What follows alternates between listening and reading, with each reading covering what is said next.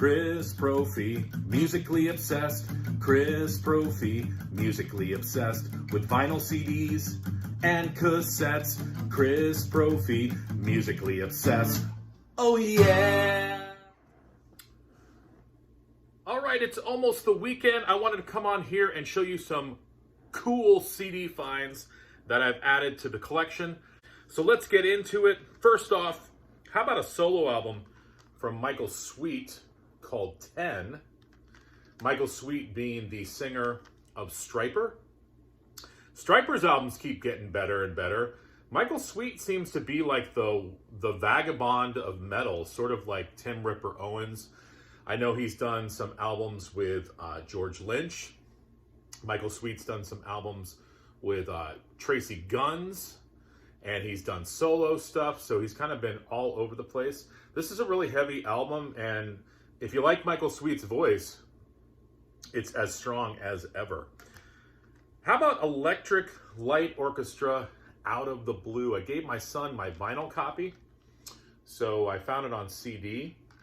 Really, really strong release from ELO. I love ELO. I love everything about ELO. I love the Beatles influence. I love their arrangements. I love the strings. Just a great band. Hoping this CD brings me some street cred. Lost her this year, Marianne Faithfull, and this is her album Vagabond Ways. And she just, I mean, talk about a unique performer. She's one of those performers you either like or you don't like. What's cool about this album, she does the song Tower of Song, which is a Leonard Cohen tune. And she also does a song called Incarceration of a Flower Child, which was by Roger Waters, which I think is really cool. I don't think Pink Floyd ever released that. And Pink Floyd fans, you can let me know. But just a great album from the late, great Marianne Faithfull. Been talking about Steve Harris's side project, British Lion. This was their first album.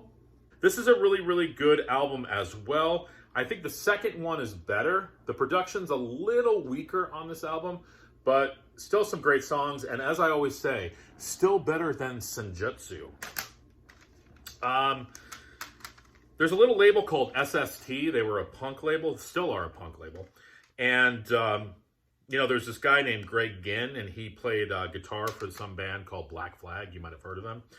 He's also done a bunch, talk about side projects. Greg Ginn has done a whole bunch of side projects. This is his sort of funk out jazz instrumental project called Mojack. Picked up a few of their albums, Under the Willow Tree, Hijinks, and The Metal Years. As I said, funky, jazzy instrumental with some punk leanings.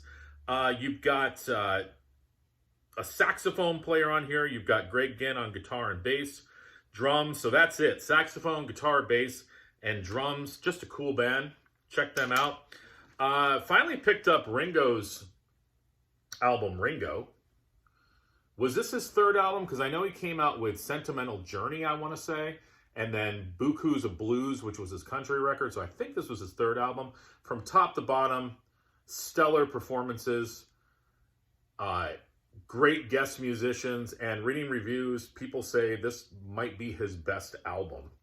And I had this on vinyl already, but I've been slowly trying to pick up some Beach Boys. Not slowly, I have been filling holes in my Beach Boys collection CD-wise, and I picked up Spirit of America. This followed the sensational Endless Summer. This has some more hits, but also some deeper cuts on it as well. I was happy to find the CD version of that. Yeah, just the magic of Brian Wilson and the boys. So that's what I found. That's what I consider the cool CD finds. All right, everyone. Bye.